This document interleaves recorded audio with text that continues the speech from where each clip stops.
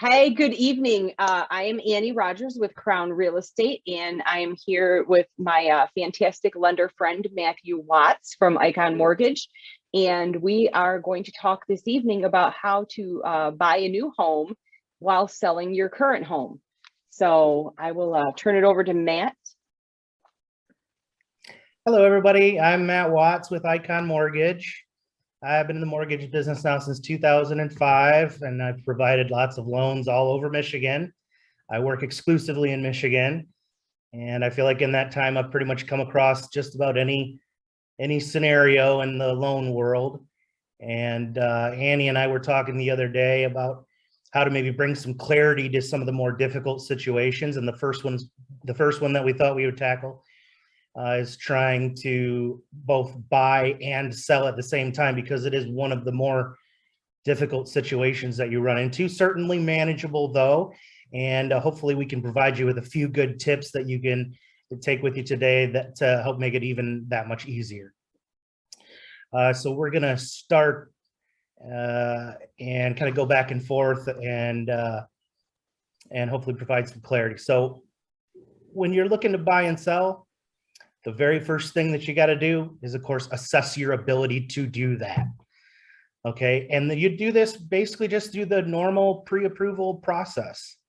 We're going to assess your credit. We'll assess your income, your employment history, and all of your current debts, how much you owe on your current house, and all those types of things, just the normal pre-approval process. So that's how you'd start. And obviously in a perfect world, you'd be able to get approved for a loan. We give you that loan amount. You'd be able to put your current home on the market, find the home you like, and just do both transactions at the same time, or we would refer to it as buying and selling concurrently. And obviously, in our current world is not a perfect world for that situation, Right. mainly because it's just such a seller's market. And when you are coming to purchase your home and needing to link your transaction of selling your home to that purchase agreement, that definitely does weaken your offer a little bit. Doesn't necessarily mean that you can't get a purchase agreement accepted like that, but it's certainly going to make it more difficult. And Yes. Annie's going to cover that a lot in more detail in the next section. But first of all, I just wanted to kind of go through, and that'll probably be the sort of underlying point of this entire thing, which is how to avoid that situation of having to link the two transactions. Because if you could do it that way, it's obviously very simple. We just do both at the same time. You have a buyer for your house, and then you're buying a new house, and that's a pretty simple thing. But since we really have a hard time getting those contingencies accepted, we want to try to provide you with a little bit of information on how to avoid it. So the first thing that we would do in that situation is try to figure out if you could qualify for both payments at the same time. So if you could carry both your current mortgage and the new mortgage, that would open up a whole different world of options for you. It doesn't necessarily mean that you're going to have to carry both of those for a long time. But what it does is it then allows you to, at the very least, make your offer without the contingency and then sell your home whenever you're ready to, even if that's still during the exact same time, but not having to have that on your purchase agreement when you make your offer, that it's contingent on selling your current house. That's going to help a lot. So if you can qualify with both of those payments and your debt to income ratio, and that'll be a part of what we do with your pre-approval process, then that'll definitely give you a leg up in the entire process. But it's not just a matter of can you qualify for both of those payments. It's also a matter of you're going to get a loan on the new home. Where are you going to be able to come up with those funds for the down payment? Because in most situations, since you own a home currently, you're not going to be able to get the zero down loans, like for instance, a USDA loan. You can't own two homes at the same time. So that other house would have to be contingent if you wanted to do a zero down loan. Or even with a low down payment option like an FHA loan, that can be a good option in this situation. But they do make you jump through some hoops in order to do that. You have to prove an absolute reason of why you need the new home. And that's can be a little bit difficult. You have to prove that you have an expanding family, that you need the extra room, or some type of situation. So it's there's a lot that goes into that. There's a lot of gray area there, so it's hard to nail down. But that'd be the most common one is, if you're expanding your family, mom, dad are moving in with you, then you could qualify for having a new loan on an FHA loan. So that'd be only 3.5% down. Otherwise, your best option would be a 5% down conventional loan. And in that case, depending on how much you're buying, that 5% could be a pretty fair chunk of change. Not even starting to consider the fact that in our current world, seller concessions, and Annie can Yeah, just give a smile. Those aren't going out like hotcakes right now. Is that a fair assessment? that is very fair. That either if you're making an offer that's contingent on the sale of your current home, you're going to have a very difficult time in today's market. And the same with seller concessions. If there's another option that the seller has for either of those things, they're going to take the other option in most cases. So yeah, and it'd be the same thing for you when you're selling your house. You wouldn't want to give up any more than you had to, or take any offers that were any more risky than what you wanted to. So it's important to keep that in mind. You'd be dealing with the exact same thing while you're selling your house too. So it's not correct. It's not anything that they're holding against you. It's just what the market dictates currently. Yes. So coming up with those funds, that's really, in most cases, your biggest challenge next to qualifying with both of those payments. So if you can tick off box one, how do we come up with those down payment funds and closing costs and all those things? And there actually are a lot more ways than people tend to realize. So I kind of wanted to just hit on some of those. Not in great detail, but I want to just kind of give you some options that people generally don't think of. Obviously, the easiest one would be if you had a bunch of money saved in the bank. Good for you. And you just use that money to purchase the new house. That's not the case for most folks, though. You do have the ability to get a gift from family, and a lot of people don't realize that. In particular, when you start talking about conventional loans, because people think of that family gift as more of an FHA or a government loan type, first-time homebuyer type thing. And I know it might even sort of seem like an uncomfortable situation when you think, oh boy, how could I ask family to give me a gift? But it's important to remember that your situation is only temporary. Obviously, you're going to sell your home, and in the market that we're currently in, that's not going to be a whole lot of a problem. The only problem you're trying to get around is just having to make your offer as contingent. So most likely you're going to be able to get into a purchase agreement, purchase your new home, and then get that other home on the market and get all of your proceeds and then refund whoever has gifted you that money fairly quickly. And in that situation, it becomes a lot more of a normal situation for somebody to be able to gift you money because they know they're going to get their money back, and it should be a little bit less than your average first-time homebuyer situation where maybe you just haven't saved anything and don't really know when you're going to be able to repay that. This would be a little bit better than that.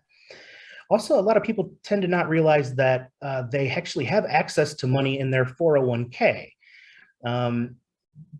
Most retirement funds in America now, actually the overwhelming majority, are no longer pension like it used to be, or even you see PSP type situations where you can't really do anything with that money. It's just sitting there and building for your retirement, which is a good thing to do. So it may not necessarily be the best thing for you to do, but particularly in a temporary situation where you may only have to borrow that money for 2, 3, 4 months and then immediately repay it to your 401k, that's not a bad deal because you haven't even been thinking about it, but that few $100s that comes out of your paycheck every single month, that's essentially a savings account. And almost all 401ks will allow you to borrow money. Now, it is a loan that you get from them, so they will start taking that back out of your paycheck as repayment. But the good news is that generally they're very good interest rates. So it's not a terrible loan. The most recent one that I saw, I think was 1.7%. So they're not trying to get rich off your interest, that's for sure. But because it's now money that's not accruing in your account, there's definitely, it's still a loan. And some 401ks don't actually even make you take it as a loan. Sometimes you can just do a single time disbursement specifically for the purpose of purchasing a home or some type of financial emergency that you can apply for. And then you don't even have to worry about monthly payments. Obviously, you will want to have a plan to refund that into your 401k because you don't want to get down the road and then realize that you had a lot less for retirement than you thought. But still, to overcome the temporary situation of trying to buy and sell, that could be a great option. Your 401k is basically a savings account that you don't really think about that often, but it's there. And then another thing that people really don't realize, and this will only apply to if you're getting a conventional loan, which will mostly be the case for most people anyways. Pretty rarely will you be able to sell a home or hold on to your current home and get a new FHA loan. Like I say, that's got a lot of strings attached to that. So most people won't qualify for that. But what you could do is take out a mortgage against your current home that allows you to use those funds for the down payment on a new home. Now, obviously, it's always difficult taking out a second mortgage, so it's not the greatest idea in the world. But again, in a temporary situation like this, where you know you've only got 3 or 4 months to borrow that money, you could go to your local credit union and get a second mortgage for a pretty decent rate. I think I generally see them somewhere in the 4 to 5% range. So just like your normal mortgages right now. So that's not really that much higher than just a normal mortgage loan right now for purchasing your home. And you would only need it for just that down payment amount. And a lot of people, they have the equity in the home. They know they're going to get it when they sell the home. It's more just a matter of how do we alleviate that contingency? I mean, that's what it's really all about. How do I buy this home and make sure that my offer is as strong as it can be? Well, one of the ways is if you were to borrow against your current home to use that equity as the down payment, that can help you out a lot. And then, not to get technical about it, but just one important point, because if I'm going to say that, it's very important that I mention one other thing in case you're not ending up getting your loan for me. I want to make sure that you get this proper advice. It's very important to remember it cannot be a HELOC. It cannot be a home equity line of credit. And just briefly to touch on that, a home equity line of credit is essentially where they fund your loan for a certain amount of money, but instead of putting money in your account, they give you a checkbook. So essentially your loan amount is zero on the day that the loan is finished. And then as you write a check for, say, $5,000, now you have a $5,000 loan that you're repaying. Well, that's a fantastic option if you're looking to use equity in your home to do repairs or things like that, because then you only are repaying exactly what you need. So when a contractor comes and they give you a bill for $3,700 to redo carpet or whatever, you just stroke them a check and then you start repaying on that $3,700. In this situation, though, if you want to use the money for down payment funds on a new house, it must be a fixed loan. So generally what you're going to get in that situation is a 15-year fixed second mortgage. The difference is you take out the loan for the amount that you want, say $20,000 or however much you need. They're going to fund $20,000 into your checking or savings account. And then that money is simply there. And then you're going to make level payments on that mortgage until the mortgage is paid off. Okay. So that covers my first part. I hope I didn't talk too much or too fast for you, but no, that was That was great. Excellent. So I'll throw it back to you here to talk more about the home side of it. Yeah. So, usually what I do when someone gives me a call saying, all right, Annie, we've outgrown our current house, or we need to downsize, or whatever your reason for wanting to move from your current home to a new house is, I absolutely have two things that I tell people to do every time. Number one is talk to a lender like Matt and find out what your options are. And number two is let me come over and take a look at your house and see what you have going on right now. And the purpose for that is so that I can, one, help you if you have some things that should be done in order to get your house ready to list. And then two, I want to take a look at what your house is so that I can determine what the market value would be and how long it would potentially take to sell. And then also, once I determine what the market value will be, I will give you a estimate of what your proceeds from the sale would be. So that's, sales price of the house minus transfer taxes, title insurance, realtor fees, anything other, property taxes that come into play, what you can maybe expect in a check when that's all said and done. And I think that that's great information for a homeowner to have, as they're making decisions. Do I, knowing what I'm going to maybe make from the sale of my house, can I use that money for repairs? Should I pay down other debt? Should I, what should I do with that money? And then that is going to be a big factor, I think, in making a decision on what kind of payment or what kind of house you might be looking at to purchase. So I would imagine that's the number one thing that people kind of have all those questions about, is sort of what do I do?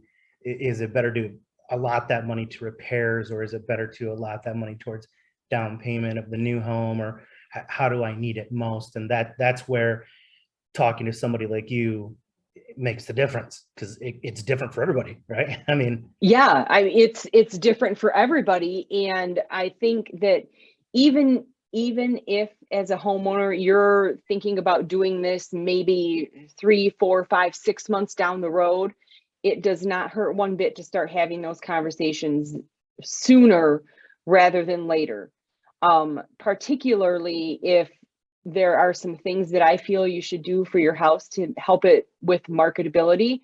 The time to get on those is 2 or 3 months before you're actually needing to move so that you can get that done. And then the other thing is that puts you in kind of a ready state.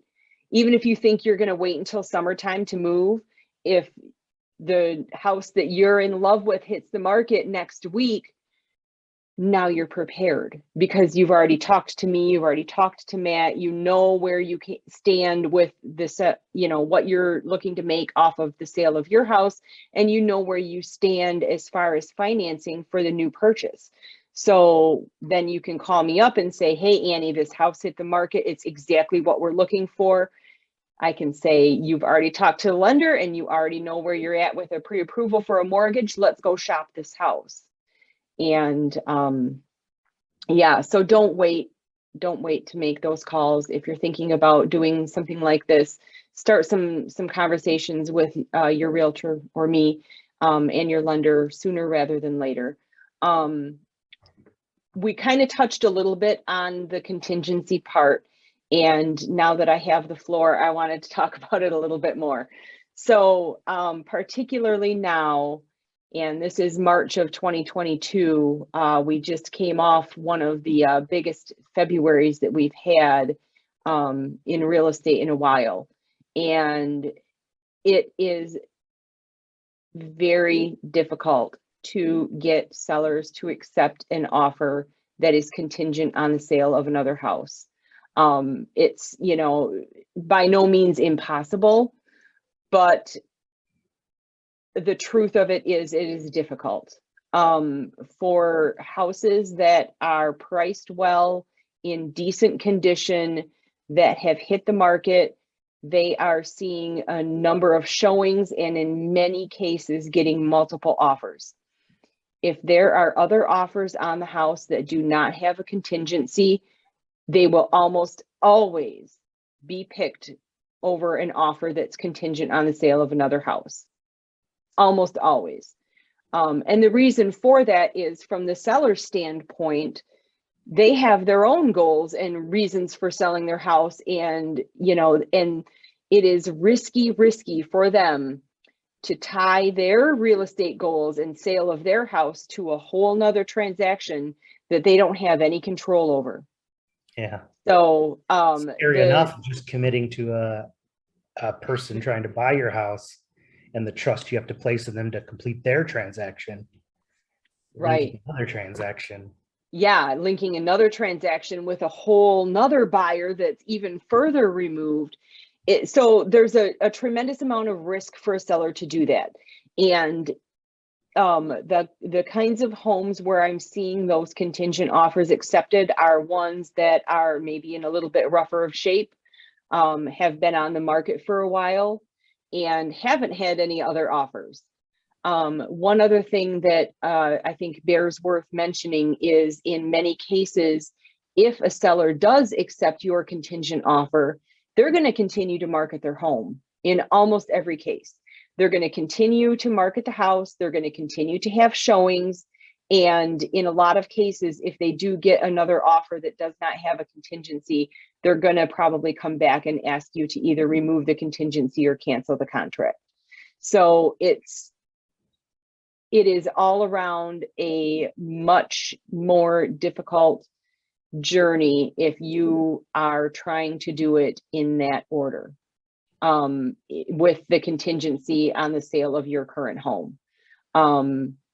And I will generally try to encourage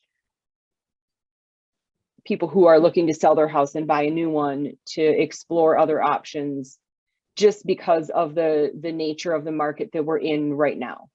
A couple years ago, it wasn't such a big deal. And, we could go out shopping homes, writing offers with contingencies, and making it work. Along the line of contingencies, it is also viewed differently by a seller, depending on where you're at in the sale of your current home. For example, if I'm a seller and I have two offers, both of them are contingent on the sale of a buyer's home, buyer A hasn't even listed their house yet because they've been out shopping for their new one and don't want to put their house on the market until they know where they're going. Buyer B has listed their house, gone through the home inspection, gotten the appraisal back, and they're closing in 2 weeks. Well, if I had to pick, I'd pick buyer B because they're a heck of a lot further in that transaction. We're just waiting on a closing date for them. The other buyer hasn't even started. So there's, that right there changes the risk that a seller might consider when they're looking at an offer that's contingent. So not all offers that are contingent on the sale of another house are equal. A lot of it may depend on where you're at in the transaction. So, I think I'm going to maybe jump ahead a little bit, because we had talked about creating a backup plan. And I feel like we've rolled into part of where that comes into play. Mm-hmm. So as the buyer who's out shopping for a new house, knowing what your plan might be so that you're out shopping for the new home when you're at that point in the sale of your current house where you've maybe gotten the inspections out of the way, gotten the appraisal out of the way, puts you in a stronger position if you are writing offers that are contingent. So I know we had talked about, having a backup plan as far as, if my house sells before I'm able to move into my new home, what can I do? Having that information, or knowing, can I stay with grandma for a while? can we, when we accept an offer on the sale of our current house, do we negotiate for longer possession time? That's something that is pretty common right now. I've had something that a lot of people don't know about either, right? I mean, do you feel like you really educate a lot of people on?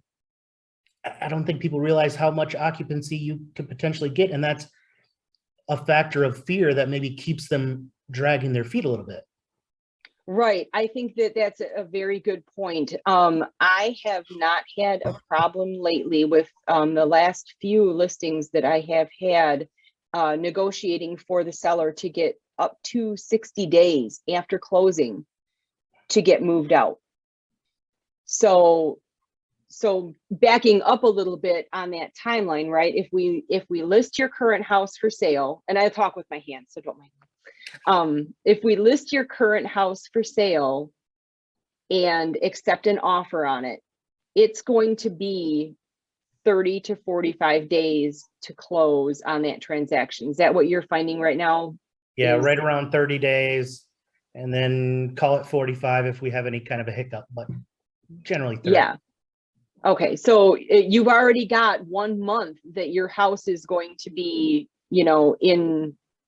in that transaction, right? You've accepted an offer and the buyer's doing their home inspections, appraisals, any other due diligence, underwriting, and 30 days, and then we close.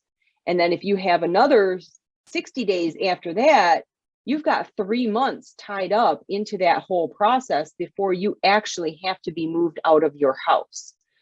And, in that first 30 days between when you've accepted an offer on your house and when it closes, probably the last 10 or 15 are really when you can start seriously shopping for the new house, because you will have gotten past that inspection period. Hopefully the appraisal will be back and we're kind of waiting for a closing date.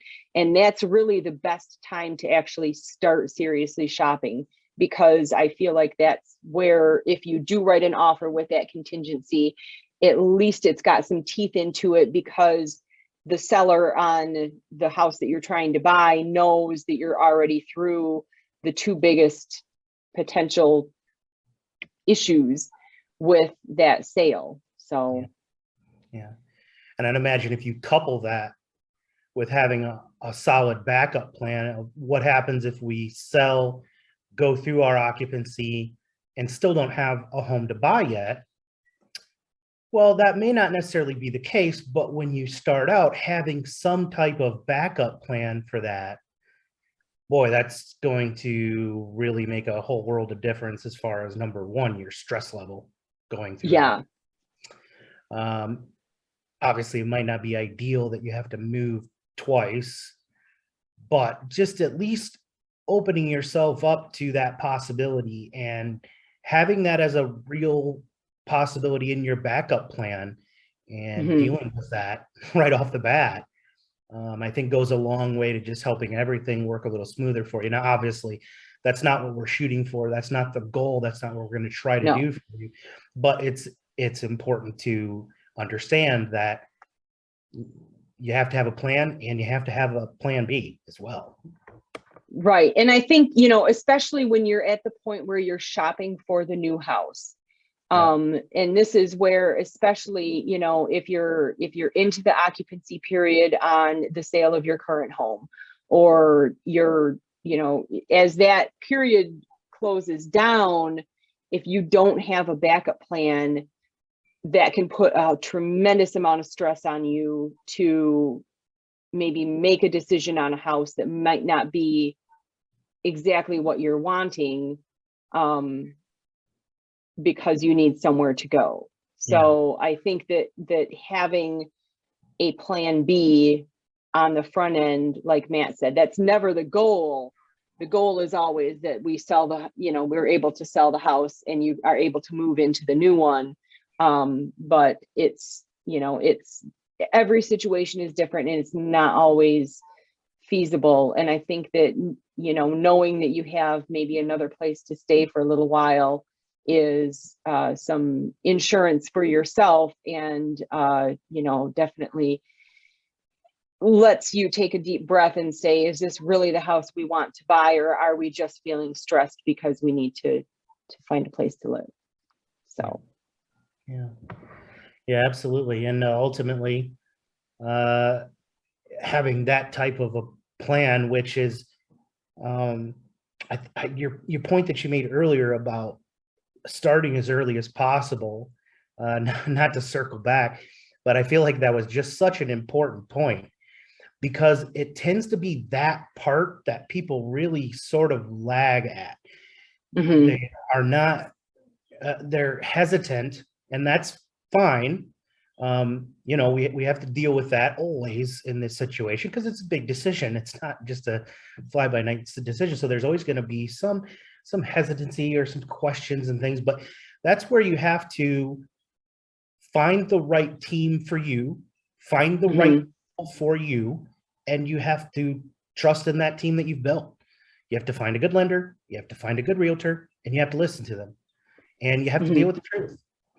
And so generally, you may not hear exactly what you want to hear, but you're going to be getting sound advice. And so that's one thing that Annie and I both deal with all the time, is not necessarily telling people what they want to hear, but what they have to hear of, this is what you need to do.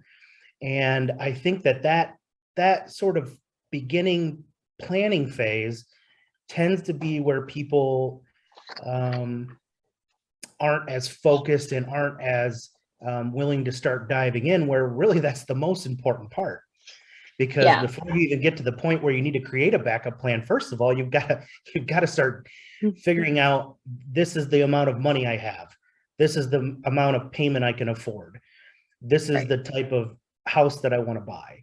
This is how many bedrooms I need in order to make sure that I am comfortable. And can I get that for the price that I am able to pay for it? Not necessarily the price that I'm okay with paying for it, but the price that I'm able to afford.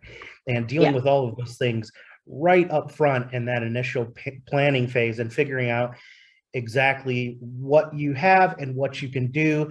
And the reason being is because the other half of saying it's such a seller's market, and that it can be hard to get those contingencies, it also means that once you've put your home on the market and you start the selling process, well, you better be ready to buy. And that means you see a house come on the market, you're probably going to have to see it within that next day or so. And you're probably going to have to make an offer on it right away. So you're not going to be able to see it and then think, well, what does the payment look like on that? You're already behind. We should have been talking about that weeks ago. And so that's why that's always a part of our pre-approval process, is going through price points, what that payment's going to look like, so that you can then find a home, plug the taxes in yourself, have that payment while you're seeing it, so that you're not then trying to figure out what you want to offer after the fact, because chances are there's somebody else scheduled to see it right after you're going to see it. So it sort of goes hand in hand. You have to have a good plan on both ends of it. And then obviously just deal with the fact that you have to have a backup plan in case things go wrong, and just sort of prepare for the worst and hope for the best. I think that's just sort of what we do with every transaction right now. You have to have a little bit of flexibility, and if you do that, chances are everything's going to work out just the way you want it. So yes, hopefully. One of the questions that I get asked quite a bit, Matt, is, can't I just get a bridge loan? Can you talk about that? Yeah, you absolutely can. I tend to try to save that for the backup plan type situation. And the reason being is because it's not ultimately your best option. Okay, so it doesn't necessarily mean that it's a bad option. It's just that there's other better options that you want to explore first. But if you are in a situation where that's your only option, then that certainly can be an option. And the reason that I tend to say that to people is I always sort of advise against getting two loans in order to get a loan. You know, if you want to buy a home, you just want to sell your current home, get rid of the loan you've already got, and then get a new mortgage for the new home. You don't want to have to worry about getting a bridge loan, and which essentially, and a lot of people don't understand this, so I'll just touch on it just very briefly. Essentially what that does is it provides you a gap loan. It gives you 12 months in which you can purchase your new home that you want now. And then in that 12 months, you have to sell your current home. And it's important to remember that during that time, we're just giving you a 12-month balloon loan. So after that 12 months is up, if you haven't sold your home, you don't technically own that new home either. We do. We've purchased it and we've given you gap financing for that 12 months in order to sell your home, to repay us the money that we gave you to buy that home. So that's why I say it certainly is an option. It's just not number one or number two on your list. But for really difficult situations, boy, it's a great option to have. So I hate to down talk it and then up talk it, but it is the case. It's just not it's a great option for a tougher situation. It's just not the first place I go. But bridge loans can definitely help people that are in a real spot where they know they have to get out in front of it and get a new home. And where I would say that this really excels is you sit down with your lender and your realtor and you realize, I've got a solid plan, but I don't have a backup plan.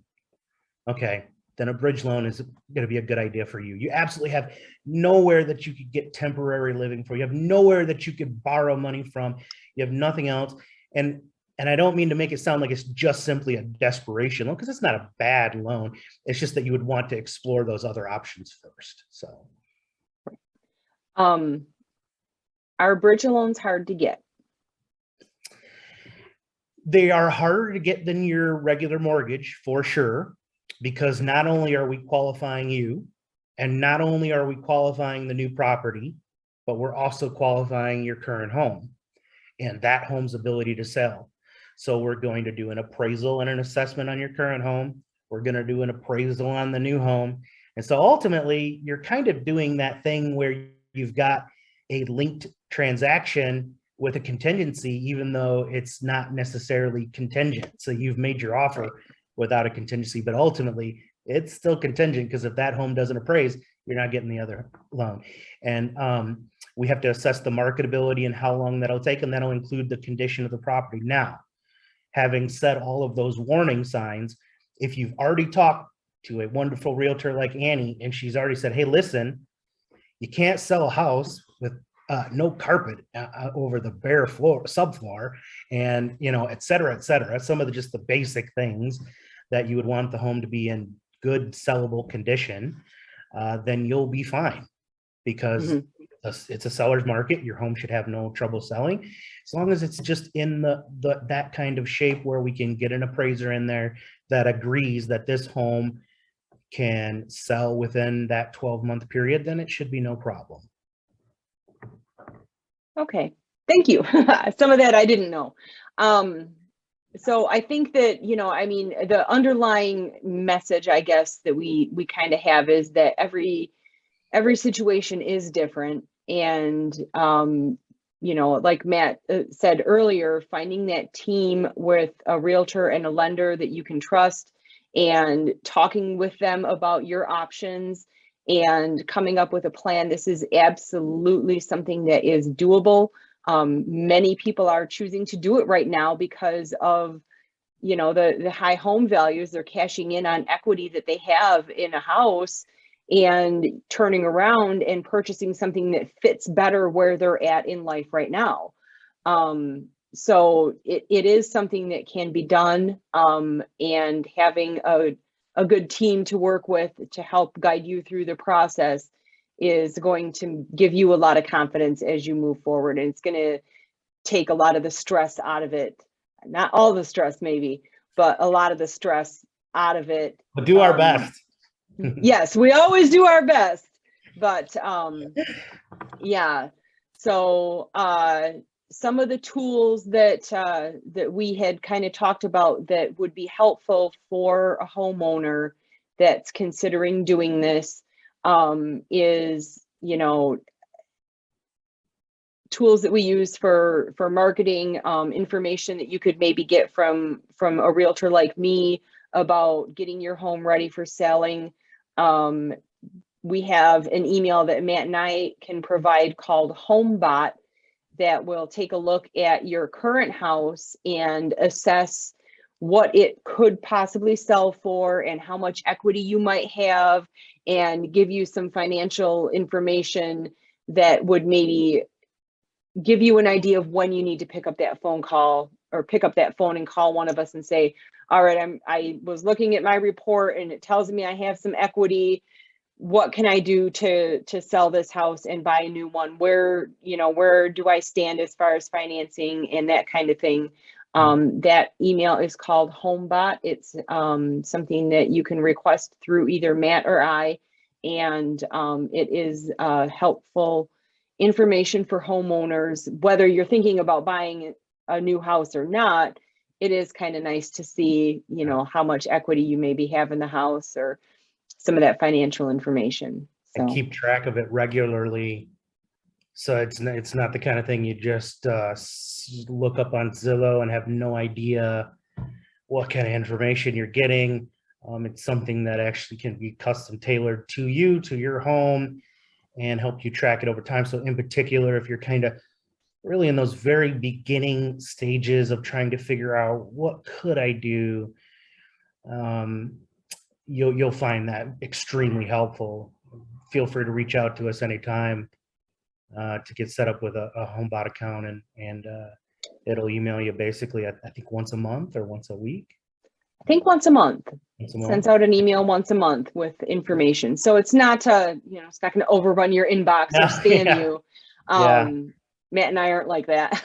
But you'll get that information once a month, and then you'll be able to reach out when the time is right for you, and get that process started. And I know for me and for Matt too, I enjoy answering questions. You're not bothering me at all by calling me and picking my brain a little bit. I don't mind that. And I know Matt doesn't either, because I do it to him quite a bit. And happy to. Yeah. What would I be doing if I wasn't talking about mortgages and buying homes? I don't know. Right. So, you've got some resources that are out there. Don't be shy about taking advantage and learning. So yeah, absolutely. You can find our information right on our Facebook pages or websites. We've got it all here in the event, and we're easy to find if you need us. Even if you are already working with somebody else and just had a question, just run it by me. Run it by Annie, whatever. It's happy to help in any way. I'd rather you get the right information the first time than right. try to figure out how to make sense of somebody that provided you with bad guidance. That that makes things, it's just going to compound the problem. So like we said, one of the main points when we were putting this together and we put it right on a bolded thing is deal with the truth. Right. And that's just a big part of what Annie and I both preach all the time. So I'd rather you get the real scoop the first time than try to wade through a bunch of mess of people just trying to tell you what you want to hear. So feel free to reach out with any kind of question you got. I have no problem answering my phone or email, text, whatever's easiest for you. Yep. Same here. So, all right. Are we ready to wrap it up? I think we are. Just shy of an hour. That's not too bad. No, not too bad at all. So